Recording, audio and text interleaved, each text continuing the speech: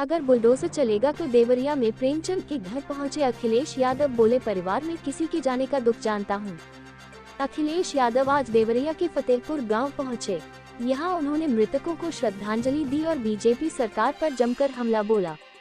सपा अध्यक्ष ने कहा कि यदि अधिकारियों को निलंबित करना पड़ा है तो सरकार ये बात स्वीकार कर रही है कि इस मामले में नाकामी रही है।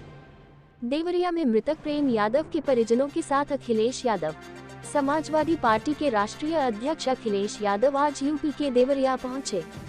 यहां उन्होंने फतेहपुर गांव पहुंचकर मृतकों के परिजनों से मुलाकात की। सबसे पहले अखिलेश यादव मृतक सत्यप्रकाश दुबे के घर गए, लेकिन वहां उन्हें कोई नहीं मिला। इसके बाद वो मृतक प्रेमचंद यादव के आवास पहुंचे और उनके परिजनों से मुलाकात की। इस दौरान प्रेमचंद की पत्नी और बेटियां मौजूद रहीं। इस मुलाकात के बाद अखिलेश यादव मीडिया से मुखातिब हुए और सरकार पर तीखा हमला बोला। देवरिया हत्याकांड पर बोलते हुए अखिलेश यादव ने कहा कि मैं मानता हूं डीएम ने जो बात कही कि रिटेलिएशन में घटना हुई।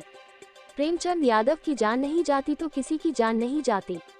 दोनों तरफ से जान गई है, ये नहीं होना चाहिए था। आखिरकार सरकार क्यों इस बात को छुपाना चाहती है कि प्रेमचंद यादव को बुलाकर के मारा गया? आखिर उसे किसने मारा? देवरिया में मृतकों को श्रद्धांजलि देने पहुंचे अखिलेश।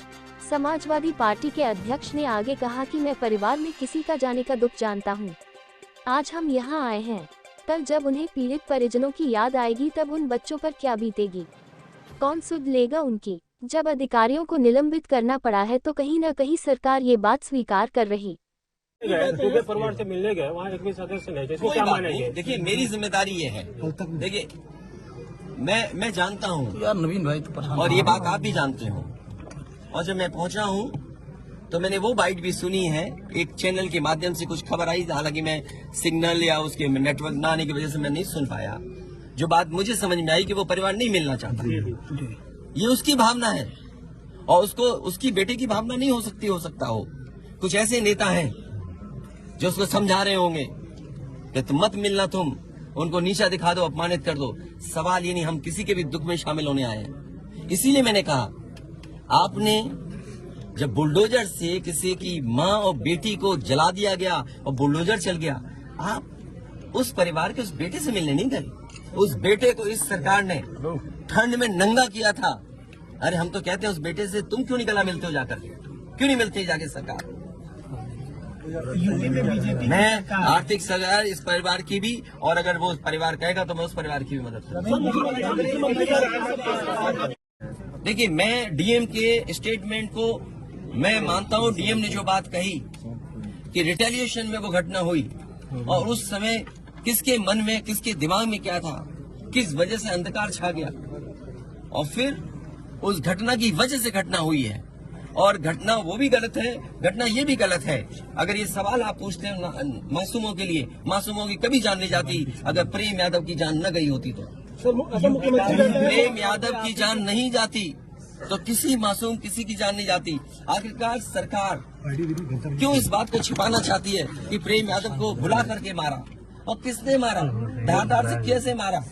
और यही नहीं, आप बताइए सुल्तानपुर में क्या एक ब्राह्मण डॉक्टर को ड्रिल से नहीं मार दिया? ड्रिल से क्या ड्रिल से नहीं मारा? क्या उनके परिवार के बच्चों को आपने गले लगाए? क्या उनके परिवार के सदस्य अस्पताल मिलने गए? क्या आपने सोशल मीडिया के लिए वो तस्वीरें खिंचवाई कि उनसे गले मिलते हुए तस्वीर खिंचा लें? मैं जानता हूँ दुख किसी के जाने का, किसी के खोने का। आज हम जरूर इस परिवार के साथ हैं या और लोग हैं, लेकिन जब वो अकेले बैठेंगे कभी याद आएगी उनके परिवार के सदस्य की तो उन पर क्या गुजरेगी, सोचिए आप। बेटियां उसकी छोटी क्या बुलडोजर चलेगा? ये जनता रोक देगी बुलडोजर को। और सवाल ये नहीं है, सवाल ये नहीं है, सवाल ये नहीं है। एक मिनट हो जाएगी ना सवाल। मैं बैठा हूँ, ये जो बुलडोजर चलाने की भाषा है, जो बुलडोजर चलाने की संस्कृति है, ये मत समझिए बुलडोजर में दिमाग नहीं होता है। अगर बुलडोजर न्याय देने लगा तो अगली सरकार भी यही करेगी। इसलिए मैं सोचता हूं कि अगर आप योगी हैं, योगी की परिभाषा यही है, दूसरे का दुख अपना दुख समझे।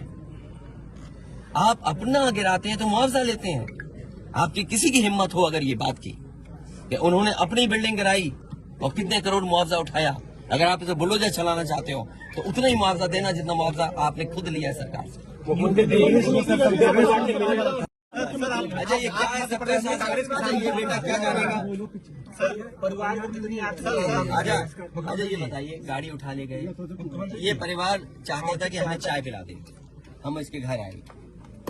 आप बताइए, चीनी चाय की पत्ती से लेकर कोई सामान नहीं ला सकते, पानी नहीं ला सकते। अरे किस बात के लिए सुरक्षा है? सुरक्षा तो इस बात की, इनकी जान की सुरक्षा होनी है। अगर इनको कोई जरूरत है तो सुरक्षित होकर के जाएं बाजार, और सुरक्षित होकर के बाजार से लौट के आ जाएं। ये इसका मतलब सुरक्षा है। सुरक्षा का मतलब ये थोड़ी कि घर को, परिवार को कैद कर दो, गाड़ी उठा ले जाओ, यहाँ से सामान ले जाओ।